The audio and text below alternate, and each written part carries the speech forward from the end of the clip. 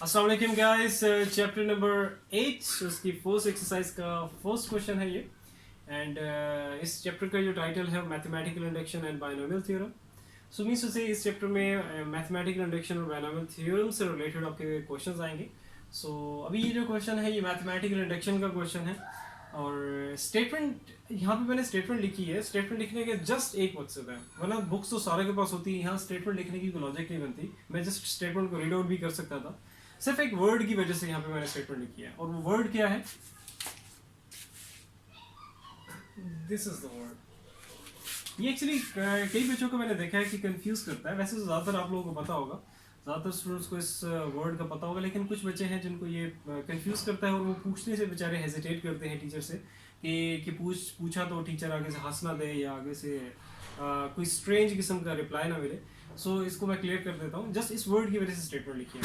तो ये basically word. अच्छा, कुछ बच्चे आप लोगों से ये भी समझते हैं कि बुक में कहीं पे भी, मैथ्स की बुक में कहीं पे भी अगर ये वर्ड आ जाए तो कुछ बच्चे ये भी कहते हैं कि लास्ट में ये जो ई आया ये ई नहीं आना चाहिए, या ये कह सकते हैं कुछ बच्चे कहते हैं कि गलती से प्रिंट हो गया बुक में और it's not a correct word. मतलब इसके एक जो करेक्ट स्पेलिंग बनेंगे इसके वो ए पी आके स्टॉप हो जाते हैं, जो कि फॉर्मूला हो रहा होता है। मीन्स यहाँ तक आगे जो ई लिखा हुआ है ये एक एक्स्ट्रा इन्होंने ऐसे ही डाल दिया, या मिस प्रिंट करके या मिस प्रिंट करके उन्होंने टाइप करके या जो भी है ऐसा करके दे दिया बुक पे। तो बेसिकली ऐसा नहीं है, ये एक करेक्ट वर्ड है और ये बेसिकली फॉर्मूला जो वर्ड है उसकी ये प्लूरल फॉर्म है। अब फिर कंफ्यूजन एक और यहाँ पे फिर डेवलप होती है कि अच्छा, अगर ये प्लूरल फॉर्म है फॉर्मूला वर्ड की, तो फॉर्मूला वर्ड की प्लूरल फॉर्म तो फॉर्मूलाज भी है, ठीक है, उससे तो सभी फेमिलियर होंगे, ठीक है ना, ज़्यादातर वही यूज़ करते हैं। सो कन्फ्यूजन ये है बेसिकली, जो बच्चे कंफ्यूज हो जाते हैं कि यार फॉर्मूला वर्ड की जो प्लूरल फॉर्म है वो तो फॉर्मूलाज है, तो फॉर्मूली कैसे होगा? अच्छा, प्रोनाउंसिएशन में भी इशू आता है बच्चों को। सो इसकी जो करेक्ट प्रोनाउंसिएशन होगी वो क्या होगी? फॉर्मूली, लास्ट में ली आएगा, ठीक है। कुछ बच्चे इसको प्रोनाउंस करते हैं फॉर्मूलाई, फॉर्मूलाई नहीं है, फॉर्मूली, ठीक है।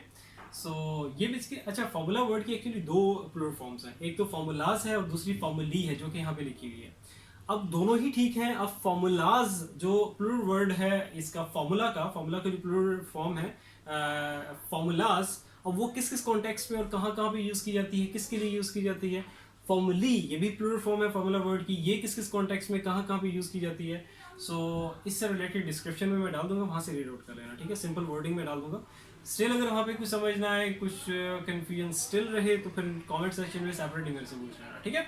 अच्छा, नेक्स्ट आगे चलते हैं। इसमें ज़्यादा बात नहीं करूँगा, डिस्क्रिप्शन में इससे रिलेटेड मैं डाल दूंगा, ठीक है। आगे वो कहता है कि for every positive integer n, तो बेसिकली यहाँ पे इसने क्लियर कर दिया, ये जो स्मॉल एन है यहाँ पे, ये आपका क्या है? एक पॉजिटिव इंटीजर है। अच्छा, गिवन में इसने ये दिया हुआ है एक फॉर्मूला कह लो, स्टेटमेंट कह लो, इसको मैं आगे जब भी मैं सोल्यूशन इसका भी यहाँ पे जब सोल्यूशन करूंगा तो मैं स्टेटमेंट इसको कहूंगा। तो जहां भी कहीं मैं स्टेटमेंट का वर्ड लिखूं तो मीन्स से ये जो गिवन इसने फॉर्मूला दिया है मैं इसकी बात कर रहा हूँ, ठीक है। आप फॉर्मूला भी लिख सकते हो, नो इशू। अच्छा, तो ये गिवन फॉर्मूला, ये जो गिवन स्टेटमेंट इसने दी हुई है, तो कह रहा है कि इसको प्रूफ करना है वो यूज करते हुए मैथमेटिकल इंडक्शन को। अब मैथमेटिकल इंडक्शन को यूज का इसने कह दिया तो मीन्स हमें रिस्ट्रिक्ट कर दिया है कि मैथमेटिकल इंडक्शन के अलावा आप कोई और टेक्निक मेथड नहीं यूज कर सकते। जस्ट मैथमेटिकल इंडक्शन को यूज आपने करना है और इसी को ही यूज करके जो फॉर्मूला है या जो स्टेटमेंट है इसकी दोनों साइड्स को इक्वल लेके आना। ये सारी इसकी लेफ्ट हैंड साइड और ये इसकी राइट हैंड साइड, तो उनको इक्वल लेके आना। सो स्टार्ट करते हैं। अच्छा, जब मैथमेटिकल इंडक्शन किस तरह के जब क्वेश्चन आएंगे तो हमें 3 कंडीशंस की जरूरत पड़ेगी। मैं एक ओवरव्यू दे देता हूँ, फिर एक एक स्टेप डिटेल में कवर करूंगा, ठीक है। फर्स्ट कंडीशन क्या होगी? n इज इक्वल टू 1, ये जो स्मॉल n है इसकी बात कर रहे हैं, ठीक है। आपने क्या करना है? फर्स्ट कंडीशन में n जो है 1 की इक्वल पुट करना है, इसके अंदर देखना है कंडीशन सेटिस्फाई करती है या नहीं करती, मींस दोनों साइड्स जो हैं वो इक्वल होती हैं या नहीं होती। फिर उसके बाद n इक्वल्स टू k, उसमें कोई कैलकुलेशन नहीं करी, सेकंड कंडीशन की बात कर रहा हूँ, ठीक है। पहली n is equals to 1, second condition आपके पास n is equals to k और उसमें जस्ट आपने n की जगह k पुट कर देना है, और third n is equals to k plus 1। So ये 3 कंडीशंस हैं और जो थर्ड कंडीशन है n is equals to k plus 1, वही हमारा वही कंडीशन होगी जो कि जिस कंडीशन की हेल्प से, मतलब थर्ड कंडीशन की हेल्प से हम लोग दोनों साइड्स को जो है वो इक्वल लेके आएंगे। कैसे, अभी देख लेते हैं। स्टार्ट करते हैं फर्स्ट कंडीशन से।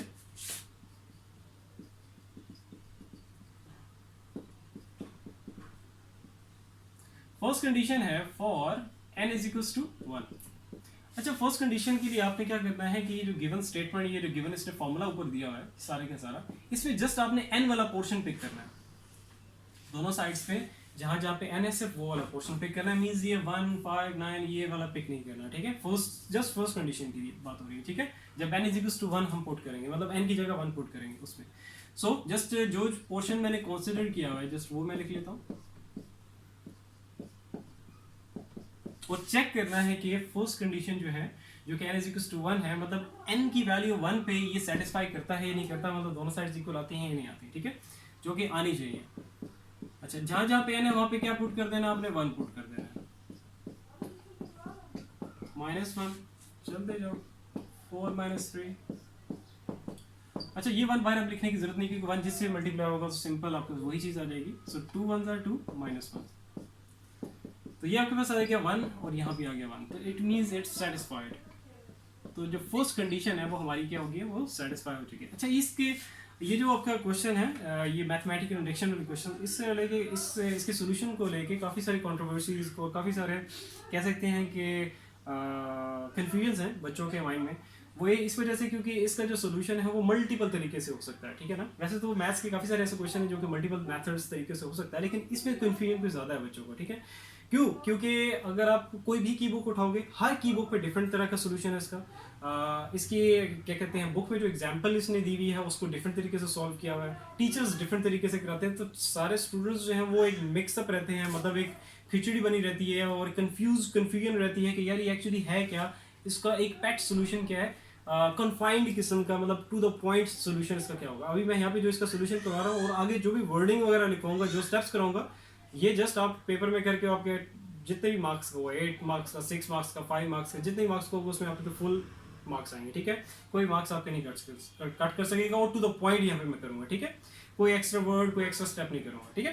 तो ये फर्स्ट कंडीशन आ गई। अब सेकंड कंडीशन की तरफ चलते हैं। आसान असल में क्वेश्चन होता है, वो बुक्स वाले, कीज वाले, ये जो है ना इसको डिफिकल्ट बना देते हैं। सो मेरा काम यहाँ पे आपके लिए आसानी पैदा करना, ना कि और चीज़ों को मुश्किल करके आपके सामने पेश करना, ठीक है। First condition satisfied, second condition की तरफ।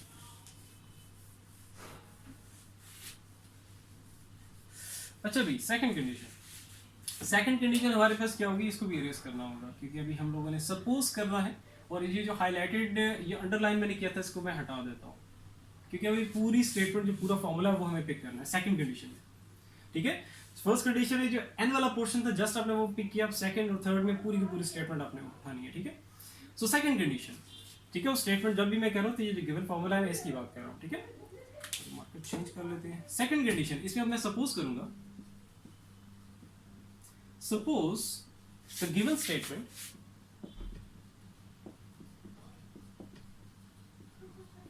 मतलब इसकी बात कर रहा हूं, ठीक है। suppose the given statement is true, ये मैं suppose कर रहा हूं, ठीक है ना, कि जो given statement है वो true है for, true का मतलब क्या है, ये दोनों साइड इक्वल है, for n is equals to k, ठीक है। अब ये मैंने k एक पॉजिटिव इंटीजर ले लिया जो कि अननोन इंटीजर है, अभी हमें इसका नहीं पता, जस्ट मैं एज्यूम कर रहा हूँ, लेट कर रहा हूँ, सपोज कर रहा हूँ कि k पे जो आपकी गिवन स्टेटमेंट है वो क्या होगी, ट्रू, मींस टू से कि दोनों साइड्स क्या होंगी, वो इक्वल होंगी। जस्ट अब आपने क्या करना है, n की जगह क्या पुट कर देना है, k पुट कर देना। 1 + 5 + 9 4k - 3। इस जो सेकंड कंडीशन है इसमें आपने कुछ भी कोई सिंप्लीफिकेशन कैलकुलेशन वगैरह कुछ भी नहीं करनी, जस्ट आपने n की जगह k पुट कर देना, सिंपल इज दैट, ठीक है। सेकंड स्टेप हमारा, सेकंड जो कंडीशन है वो कंप्लीट होगी। अब चलते हैं थर्ड कंडीशन की तरफ। थर्ड कंडीशन जो है वही हमारी इंपॉर्टेंट है, क्योंकि उसी की बेस पे, थर्ड कंडीशन की बेस पे हम लोग जो हमारा प्रूफ वाला क्वेश्चन है, मींस से जो गिवन स्टेटमेंट को दोनों साइड्स को हमें इक्वल लेके आना है, तो ये थर्ड कंडीशन होगी करेगी, ठीक है ना। थर्ड कंडीशन के थ्रू हम लोग शो करेंगे कि दोनों साइड्स जो है गिवन स्टेटमेंट की क्या है, वो इक्वल है। सो कंडीशन थर्ड, लेकिन कंडीशन थर्ड में इस कंडीशन की मुझे जरूरत पड़ेगी, ये आपके पास मैं हाईलाइट कर देता हूँ, ये जो है ना आपका, इसकी मुझे जरूरत पड़ेगी, ठीक है। चलिए, कंडीशन थर्ड में भी आपने वर्डिंग तो यही लिखनी है, जस्ट k की जगह k + 1 आ जाएगा, क्योंकि k से अगली टर्म की तरफ हम लोग जाएंगे, और यहाँ पे जस्ट आप मेंशन कर देना फॉर प्रूफ। ये जो कंडीशन है किसके लिए, फॉर प्रूफ के लिए।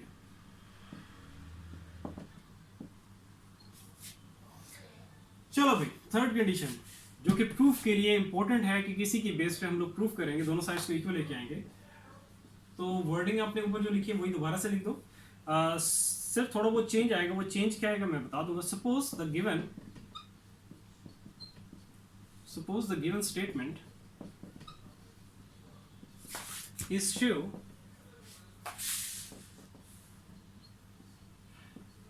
for n is equals to k plus 1 as well। का मतलब क्या है कि आपकी जो मैंने सेकंड कंडीशन में जो वर्डिंग लिखी थी, मैंने सपोज किया था कि जो गिवन कंडीशन है वो ट्रू होगी फॉर के पॉजिटिव इंटीजर, के जो एक पॉजिटिव इंटीजर उस पे आपकी जो गिवन स्टेटमेंट है, जो गिवन फॉर्मूला है वो ट्रू होगी, मतलब सेटिस्फाई करेगी। तो लाजमी बात है अगर एक के पॉजिटिव इंटीजर पे अगर कोई कंडीशन या कोई फॉर्मूला, कंडीशन ही सॉरी, कोई आपका फॉर्मूला या आपका कह सकते हैं कोई स्टेटमेंट अगर ट्रू होती है तो जाहिर बात है उसकी जो अगली टर्म है, मतलब के से जो अगली टर्म कौन सी बन रही है, के प्लस 1, तो उसमें भी वो ट्रू होनी चाहिए। मैं रिपीट कर रहा हूँ, ठीक है, ये इंपॉर्टेंट स्टेप है कि मैंने एज्यूम किया था, मैंने सपोज किया, लेट किया कि आपका जो के एक पॉजिटिव इंटीजर मैंने लेट किया है, उस पे आपकी जो गिवन स्टेटमेंट है अगर वो ट्रू हो रही है, मतलब गिवन स्टेटमेंट या गिवन फॉर्मूले की दोनों साइड्स इक्वल आ रही हैं, तो के से जो अगली टर्म है तो उस पे भी आपकी जो गिवन स्टेटमेंट है, मींस जिसकी बात कर रहा हूं, तो वो ट्रू होनी चाहिए। सो अब यहाँ पे अब आपने करना क्या है कि केथ टर्म तक तो हम पहुंच चुके हैं, मतलब इक्वल की साइड यहाँ पे हम लोग किस टर्म पे थे, केथ टर्म पे थे, ठीक है, मतलब के टर्म पे थे। अब के से अगली टर्म पे जाना है तो मतलब इससे अगली टर्म यहीं पे इक्वल की साइड यहाँ पे क्या बनेगी, मैं इसको यहाँ पे थोड़ी स्पेस बना लेता हूँ, प्लस, तो यहाँ पे अगली जो टर्म आनी है जो कि के प्लस 1 होगी, तो वो क्या होगी, क्योंकि यहाँ पे भी मुझे लिखनी होगी, तो मैं साइड पे रफ वर्क पे वो फाइंड आउट कर लेता हूँ। तो ये लिख लो जो केथ टर्म थी। अब इसमें क्या करना है, क्योंकि इससे अगली टर्म पे जाना है, मुझे अगली टर्म यहाँ पे लिखनी है जो कि k प्लस 1 होगी, तो अब k प्लस 1 k की जगह पुट कर दो, k की जगह k प्लस 1, ये मैं जस्ट फाइंड आउट कर रहा हूँ कि अगली टर्म क्या होगी, ठीक है। अच्छा, जस्ट मल्टीप्लाई कर दो, 4 को ये ब्रैकेट ओपन कर दो, मतलब 4 को k के साथ भी 4 को 1 के साथ भी 4 माइनस 3, तो ये रहेगा 4k प्लस 1, ठीक है। तो ये हमें जो है वो अगली टर्म मिल गई है, ये केथ टर्म थी, तो अगली k प्लस 1 टर्म जो कि मैं यहाँ पे भी लिखूंगा तो वो साथ ऐड करके ये वाली लिखूंगा, ठीक है, जो मैंने अभी वो सर्कल किया वैसे। तो 1 plus 5 plus 9 plus up to so on plus 4k minus 3 plus क्या आ जाएगा आपके पास 4k plus 1 is equals to, अब यहाँ पे राइट हैंड साइड भी देखोगे तो राइट हैंड साइड पे आपने ये काम नहीं करना कि ये केथ टर्म है तो इससे अगली टर्म जो k प्लस 1 है वो इस तरह फाइंड आउट करना है, इस तरह फाइंड आउट नहीं करनी है आपने, क्योंकि वहां पे देखो कोई पिछली टर्म्स नहीं चल रही, मतलब एक ही टर्म पड़ी हुई है, मल्टीपल टर्म्स नहीं है, मतलब एक सीक्वेंस ऑफ टर्म्स नहीं है। यहाँ लेफ्ट हैंड साइड पे तो आप देखोगे सीक्वेंस ऑफ टर्म्स है ना, जस्ट लाइक 1 5 9, अगली यहाँ पे क्या होनी चाहिए थी 13, इसी तरह 4 4 के गैप से हमारे पास टर्म आते आते यहाँ पे हम लोग आ गए थे केथ टर्म पे, और इससे अगली जो k प्लस 1 वाली टर्म थी वो हमने निकाल ली, मतलब एक सीक्वेंस ऑफ टर्म्स थी। लेकिन यहाँ पे जस्ट एक टर्म है, जस्ट आपने क्या करना है यहाँ पे राइट हैंड साइड पे जहां पे आपके पास k आ रहा है जस्ट वहां पे k प्लस 1 पुट कर लेना, इसको भी रफ वर्क पे साइड पे निकालो ये और डायरेक्टली यहाँ पे लिख लो।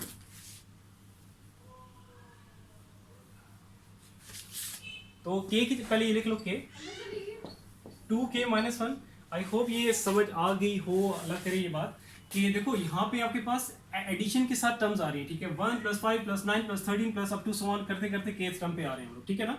लेकिन यहाँ पे जस्ट एक टर्म है, मतलब यहाँ पे कुछ पिछली टर्म्स कोई आपके पास कुछ सीक्वेंस ऑफ टर्म्स ऐड होके नहीं आ रही, ठीक है, इसी वजह से जस्ट एक टर्म है आपके पास और कोई पीछे या आगे कोई टर्म्स नहीं है, तो सिंपली आपने इसी को ही मॉडिफाई करना है, इसके आगे ऐड करके नहीं लिखना k प्लस 1 टर्म।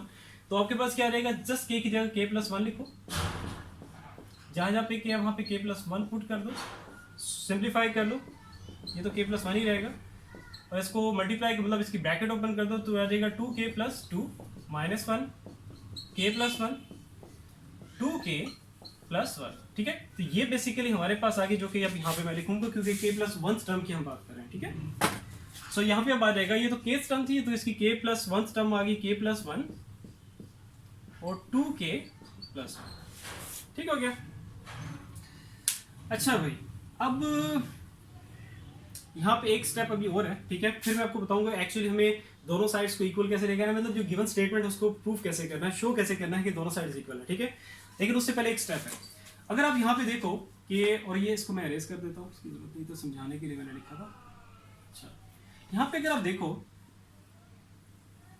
ये जो सारी है इसको मैं अब यहाँ पे कर रहा हूँ हाईलाइट। लेफ्ट हैंड साइड मतलब सेकंड कंडीशन जब हम लोगों ने की थी तो उसमें ये जो आपके पास एक के फॉर्म में जो हमारी स्टेटमेंट या फॉर्मूला आया था उसकी जो लेफ्ट हैंड साइड है वो देख रहे हो किसकी इक्वल है, इस सारे की इक्वल है, ठीक है। अब ये लेफ्ट हैंड साइड देखो ये यहाँ पे कहाँ पे आ रही है, इधर आ रही है, यहां तक,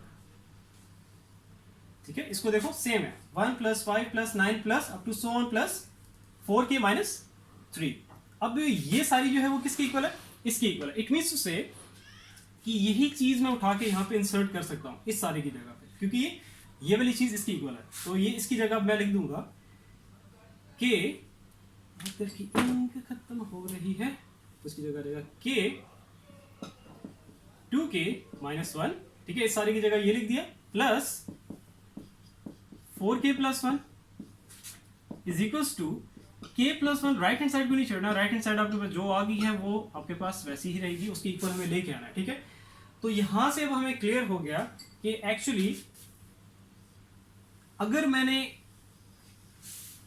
ये जो हमारे पास अब k + 1 फॉर्म में हमारे पास जो एक स्टेटमेंट कह लो जो फॉर्मूला आ गया है, अगर मैं इन दोनों को इस फॉर्मूले की इस स्टेटमेंट की दोनों साइड्स को अगर इक्वल ले आता हूं तो इनडायरेक्टली हम ये प्रूफ कर देंगे, ये चीज शो कर देंगे कि जो हमारी जो गिवन स्टेटमेंट है वो उसकी जो दोनों साइड्स हैं वो इक्वल आ गई है, ठीक है। अगर मैंने इनकी ये दो साइड्स अगर इक्वल कर दे, ठीक है।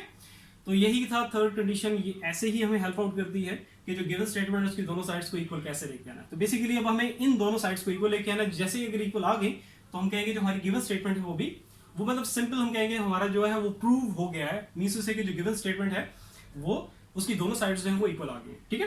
तो अब स्टार्ट करते हैं। और राइट हैंड साइड को नहीं छोड़ना, राइट हैंड साइड ऑटोमेटिकली आएगी, जस्ट लेफ्ट हैंड साइड आपने कंसीडर करनी है और उसको राइट हैंड साइड के इक्वल लेके आना है। अब कैसे आएगी देख लेते हैं। मैं ये स्पेस बना लेता हूँ, इसको इरेज करने की इसकी जरूरत नहीं है, रफर की भी जरूरत नहीं है।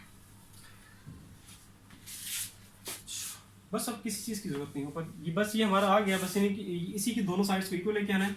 तो हम कहेंगे कि हमारा जो है जो गिवन स्टेटमेंट है उसकी दोनों साइड्स जो है वो इक्वल आ गई।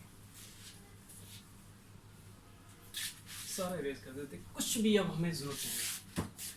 इसको मैं यहाँ ऊपर लिख लेता हूँ कि 2k - 1 plus 4k + 1 is equals to k + 1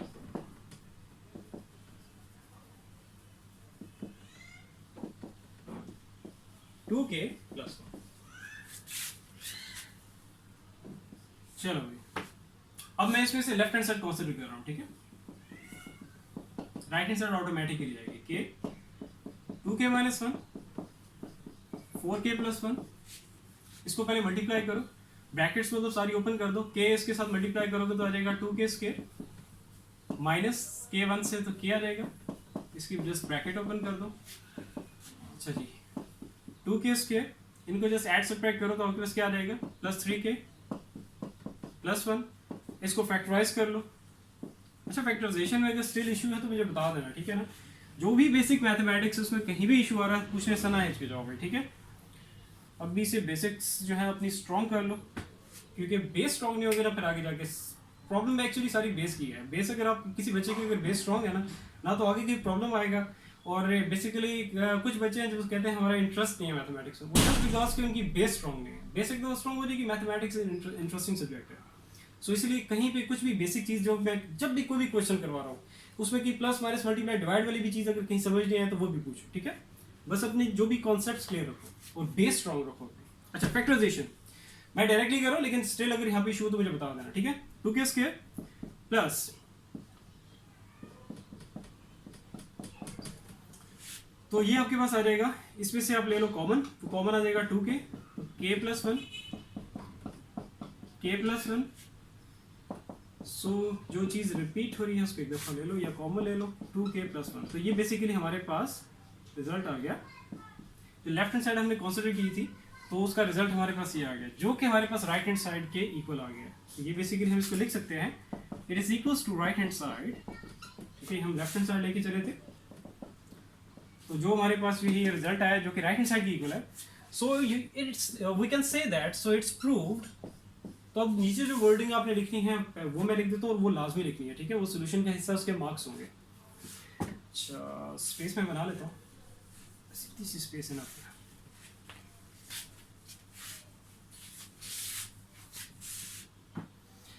अच्छा भाई,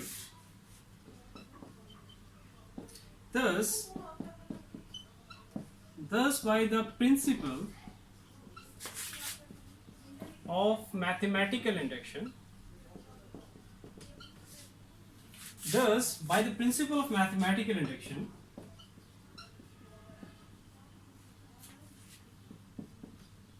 the given statement मतलब ऐसी की बात करो जो कि इसने स्टार्टिंग में दी थी, ठीक है, ये 1+5 जो कि n फॉर्म में है. So thus by the principle of mathematical induction, the given statement is true for all positive integers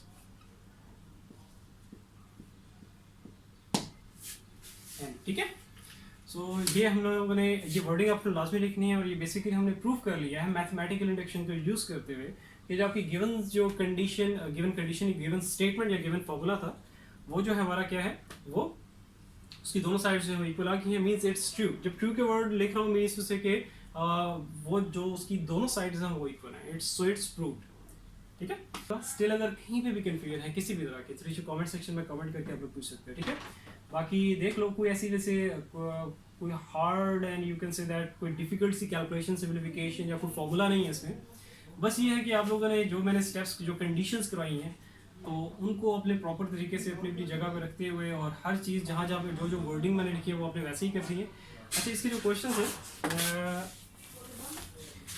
क्योंकि ये जो इसने स्टेटमेंट यहाँ पे जो मैंने लिखी हुई है, इस स्टेटमेंट के अंडर जो क्वेश्चंस आते हैं वो आपके आते हैं फर्स्ट 20, ठीक है. फर्स्ट 20 जो है आपकी ज़ाहिर बात है क्वेश्चंस के चेंज होते रहेंगे. मतलब क्वेश्चन ये जो स्टेटमेंट्स हैं, फॉर्मूलाज हैं, ये क्वेश्चंस की चेंज होती रहेंगी.